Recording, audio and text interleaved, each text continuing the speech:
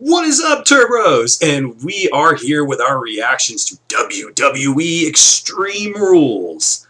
For once, I actually do not have a headache after a pay-per-view. Oh my god, I feel like the last couple pay-per-views I've had a headache after doing a reaction, but not this time.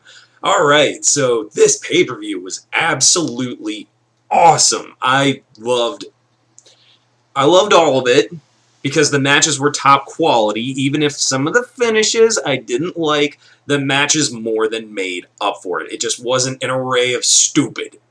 So let's not waste any time, everybody. That's my Facebook going off in the background. My wrestling group is going crazy right now. Let's go ahead and do some reactions. So how about we just address, the biggest elephant in the room, and that's that Seth freaking Rollins, the man, the architect of the Shield, is back with us all, and I could not be any more happy to have our boy Seth freaking Rollins back, man. This is just absolutely awesome. Oh my god. We'll get into the World Heavyweight Championship match eventually, but seeing Seth back with a vengeance and given the pedigree to Reigns, and much deserved, mind you, Roman. Fuck you, Roman. Fuck you. I'm so glad Seth came out to put the punctuation on that. Oh man, welcome back, Seth Rollins. We love you here at the Hyper Arcade Turbo Bros. So glad to have you back. All right, so let's go ahead and get into the overall pay-per-view. We're gonna start with the Baron Corbin Ziggler match. Honestly, this one was kind of a sleeper. Wasn't all that great, but it wasn't terrible. But ultimately predictable. Corbin picking up the win. It's now split down the middle, and we're gonna have a rubber match. So that'll be the next kickoff show for Money in the Bank, which is gonna be on my birthday. That's awesome. So here we go. We're gonna go ahead and get right into it with the Luke Gallows versus Luke Gallows, Carl Anderson. I'm sorry, guys. I'm so pumped right now. I can't contain myself. Luke Gallows, Carl Anderson versus the Boosos. Hate the Boosos, can't stand the bums. They're a bunch of bums, and the Young Bucks could show those pieces of crap how to do a proper super kick, just saying. Anyway, Luke Gallows and Carl Anderson both looked incredibly strong in this match, and it is much needed because the WWE has been booking them like shit. So this is perfect that they actually have been booked properly. They were booked strong. They beat the living crap out of the Usos, which that's another thing we're going to get into later. Oh, thank you, AJ. Man, oh man, I just loved it. I loved every single second of watching the Usos get the ever-loving crap kicked out of them by a good tag team. No, guys who are Uso fans, the Usos are not a good tag team. They're garbage. They're just as garbage as their crap cousin. Anyway, happy for Gallows and Anderson. I called this one because they needed the win. WWE has endured a lot of criticism for booking these guys the way they have, and I couldn't be more happy that they were booked with a strong finish. Thank you so much for that. Next up, we had Kalisto versus Rusev, and Rusev absolutely dominated this match and delivered some absolutely painful-looking maneuvers to Kalisto throughout. I don't know whether it was just Rusev adding a little extra torque into some of his moves or Kalisto being a really good seller, but some of these moves actually look like they really freaking hurt, man. Like, oh my god, I felt bad for poor Kalisto. By the end of it all, Rusev hit him with just a vicious accolade and came out your new United States champion. Rusev, you can count me as part of the Machka crowd because I absolutely love what they've been doing with you, but I'm not going to like what they're going to do with you on Memorial Day because, as we all know, John Cena is going to come back. He's going to challenge Rusev for the title. He's going to win the title, and then he's going to bring back the U.S. Open Challenge. So, fellow Rusev fans, appreciate what you have while you have it.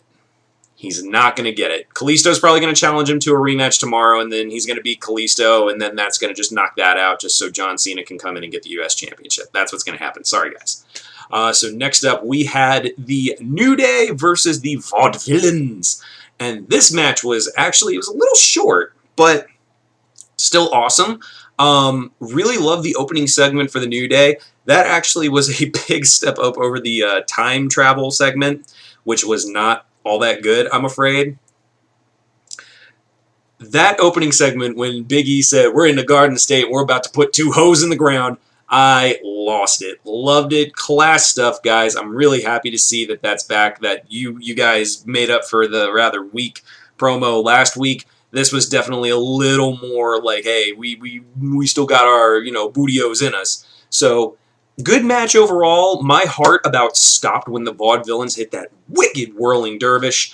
I thought for sure they were walking away your new tag team champions, but that is not the way it went down.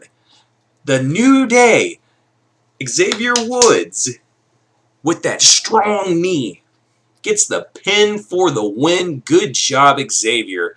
Xavier, I feel, is one of the more underappreciated members of the New Day, but I really think these guys just showed absolute great chemistry in the ring, and they are going to just carry that all the way to Money in the Bank. Who their next opponents are going to be, I'm not sure, but if I were the WWE, I would set Carl Anderson and Gallows on the course to go up against the New Day. That would be the best way to go about it, in my opinion. So next up, we had one of my matches of the evening, and that was the 4-way Intercontinental Championship match. This match was absolutely incredible, and it really stole the show. Just absolutely amazing effort by 3 of the 4 members involved. I'm sorry, I'm not that big of a Miz guy. I'm really not. The only reason he's even relevant anymore is because his wife is going to be on Total Divas. This match was amazing, just absolutely amazing, and a true credit to Cesaro, Sami Zayn, and Kevin Owens, all 3 of them, WWE. If you did not see this match and consider them as part of your main event scene at some point, at least 2 or 3 of them, come on. This match was amazing. Like, Sami, I don't even know what that move was he hit on Cesaro, but my God. Like, this whole match was a heart stopper, man. Just absolutely amazing from all parties involved, even to a certain extent the Miz, but not the Miz. I was really thinking Sami was going to walk away the winner. That was the only match I was really wrong about that tonight. But I gotta say, man, regardless, despite the fact that the finish was shitty, I still loved the match. It was absolutely incredible. I mean, guys, I didn't know. I really didn't know. Like, Cesaro just kicking out of everything, just all the back and forths, the interferences, just everything. This had everything that a good match needed to keep everyone interested. Speaking of, let's get right into the Ambrose Asylum cage match. Now, this one, I'll be honest with you guys, I didn't have super high hopes for, but it really turned out a lot better than I thought it would. Now, I will admit that it did have a bit of a slow burn before it really kicked into high gear at the end.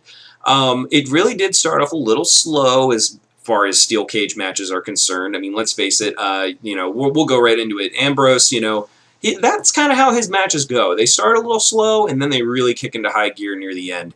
Jericho is an excellent in-ring worker. I mean, none of that can ever be taken away from him. He's a great heel. And the fact that at the very, very end, we got to see thumbtacks in the WWE? What? Are you kidding me? Thumbtacks, and more or less, they kept teasing us. It's like, who's going to get it? Who's going to take the tacks? Is it going to be Ambrose? Is it going to be Jericho? Who's going to take the tacks? It ended up being Jericho, and let me tell you guys, that made me squeal like a girl. I was like, they got all in his arms and in his hands, and I've seen plenty of matches where, guys get thrown into tacks. I mean, hell, I've even watched CZW a bit. It ain't just thumbtacks down there, boys. And for those of you who need a little education on where Ambrose comes from, check out CZW if you want, but I warn you, it's not for the weak. It's not for those of you who are skittish around blood. I will say that. But kudos to Ambrose and Jericho for putting on a great match near the end. Sad we didn't get to see the Son of Mitch used, but I'm glad the Son of Mitch still lives on.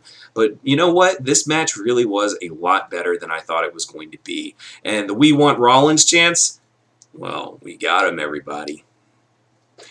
Oh, man. But yeah, a really great effort by all, and I really think that this one, I would love to see another Ambrose Asylum match. Hey, man, Mick Foley approved it. I approve it, too. Great work in Jericho. You are a true legend for taking those tacks the way you did. Even Dean had one caught right in the elbow, man. Just right in the elbow. Ugh. Ugh. If you guys have ever, like, accidentally, like, elbowed a Lego or, like, knelt your knee down on a Lego or anything sharp, it fucking hurts right in the joint. Ugh, I can only imagine what it feels like to get a thumbtack in there. Jesus, man. Whew. We're getting through this a lot, aren't we? But I'm just so pumped, and I'm so happy I give you guys a fucking review where I'm not bitching. Alright. I hate my bitching just as much as you guys do. Okay, so let's go into arguably the weakest match of the evening, and I hate that this is the case. The Women's Championship match. Now, I knew right away that this was going to be dumb. I'm afraid that Charlotte has taken the whole dirtiest player in the game, interference, swerve. It takes a lot of the wind out of the matches and the momentum. The women's division is supposed to be brand new, yet we're getting the same swerves. I don't like the fact that this ended in yet another swerve. I mean, yeah, I get it. Charlotte's a heel. That happens. But it just feels like it just takes the wind out of it. Like, it's not fun. It's not a good, clean finish. And yeah, you know, heels don't normally get that, but I was really expecting, you know, Charlotte to establish her dominance as women's championship and not rely on any outside interference. But that didn't quite happen that way, as we had Dana Brooke come out, where she was wearing that unitard pretty well, I might add. Not as well as Lana does, but Dana. Now, granted, Dana, honey, I've seen your nudes. I mean, bravo. Your voice is a bit annoying, but your body is top-notch. Anywho, I just didn't like it. It left a sour taste in my mouth because women's matches, even with heels, have proven that you can have an excellent, strong match between a face and a heel without the reliance of any kind of swerve. You can have just a good, strong, solid match. Sasha proved that during her heel days in NXT. But that's not what we got. We just got another dumb, goofy swerve, and it just took all the wind out of the match. So this was really, in my opinion, the poorest match of the evening. Sorry, ladies. Natty, I love you. Charlotte, to a certain extent, I do love you. I won't even lie. I just don't like the way they're booking you right now. 2 thumbs down on this match. Oh, God, Sasha, baby, please come back soon. Paige, I'm still mad at you. You know what you did or are currently doing. Now let's get on to the final match of the evening, and that is AJ Styles, the Phenomenal One, versus Roman Reigns, the WWE Champion. The guy. Now, I can't take anything away, guys. This match was fucking awesome. It was absolutely awesome, but what it all amounted to was we all knew no matter what, AJ wasn't going to win. He wasn't. We all knew that. We all knew it coming in. But man, oh man, did these guys deliver. These guys, well, hold on. By these guys, I mean AJ and Seth Rollins, of course. Who do you think I was talking about? Roman Reigns? You're funny. Anyway, AJ really showed that he is one tough son of a bitch, man. I mean, the man got put through 3 tables, got freaking hit with chairs, hit with spears, hit with stupid man punches. He got hit with everything Reigns had to offer and still got up. But at the same token, Reigns did the same thing. And I'm sorry, WWE, 2 Styles clashes in a row, one of them being on a chair and the guy still kicks out at 2. Are you trying to tell me that he's Super Cena 2.0? This crowd wasn't having not one goddamn bit of Reigns, I will tell you that. You had your women and children who, of course, are fans of Roman because the women think he's hot and the kids still think wrestling is real. So, AJ, man, you did absolutely phenomenal, bro, and I can't wait until my AJ Styles shirt comes in. I'm supporting you, man, and Seth, don't worry, I'm buying that fresh new t-shirt tonight. So we ended the match with Reigns hitting the spear when AJ goes to hit the phenomenal forearm. We all knew it was going to happen. The spear's the fucking... Reigns, in my opinion, I'd say he was about a 2 in this match, whereas AJ was a straight-up 10. I mean, that's just not me being a smart. But I'm sorry, man. Roman, at this point, if you can't get over even after 2 sensational matches like this with AJ Styles, there's no fucking hope for you, man. There's no fucking hope for you, man. I mean, you'll always have your women and your children who don't, like you for your wrestling talent.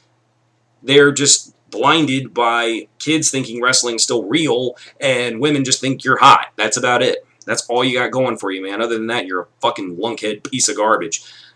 AJ, from the bottom of our hearts, from all us true fans out there, can I just say thank you. Thank you for those glorious chair shots to the Usos and to Reigns all in sequence. Oh, that was a treat all on its own. Thank you so much, AJ. I will never forget watching the Boosie Juicies get the shit kicked out of them with that goddamn chair. Thank you so much, AJ. From the bottom of all our hearts. That's why I bought your shirt, man. I mean, not only do I love you as a wrestler, but I was like, he's just been fucking delivering, and I also came across a really good sale in the shop. But anyway, man. And then Reigns, that idiot lunkhead sitting there grinning with his belt. Rollins, Seth Rollins, the grand return of the man, the architect, the future. We see him come back to thunderous applause and thunderous cheers, and he pedigrees Roman Reigns straight into hell. Thank you, Seth. Thank you, Seth. I agree with the crowd on that one. Thank you, Seth, for that so much. It is so good to have you back, man. And it's time. Reigns has been keeping that belt warm for you. And it's time for you to surpass him. What am I saying? You already have. That idiot just has 3 World Championship reigns in less than a month. One of them, or less than a month, less than 6 months. And one of them was like 5 minutes. Regardless, Seth, you're the true champion. We all know this, and I can't wait to see you come back tomorrow night on Monday Night Raw. Thank you for that awesome pedigree and putting that piece of garbage where it belongs, and that's on the ground. Guys, if you couldn't tell, I'm not a Roman Reigns fan. I don't like the guy. I really don't. I don't like the guy. I'm sorry. No. We're not going to get into it. We're not going to get into it. I'm happy. I'm happy for once. I am goddamn happy for once. So everybody, let me know what you thought of WWE Extreme Rules 2016. Let me know in the comments section below. Give this video a like, and if you're a Roman Reigns fan, I'm sure you're already writing a mean comment, or you're disliking this video and calling me smart, poopy baby or whatever. Whatever it is you Roman Reigns fans do. Isn't it your bedtime or something by now? Anywho, guys, make sure you subscribe to the channel for more wrestling-related videos, and we will see you all next time. Turbo out.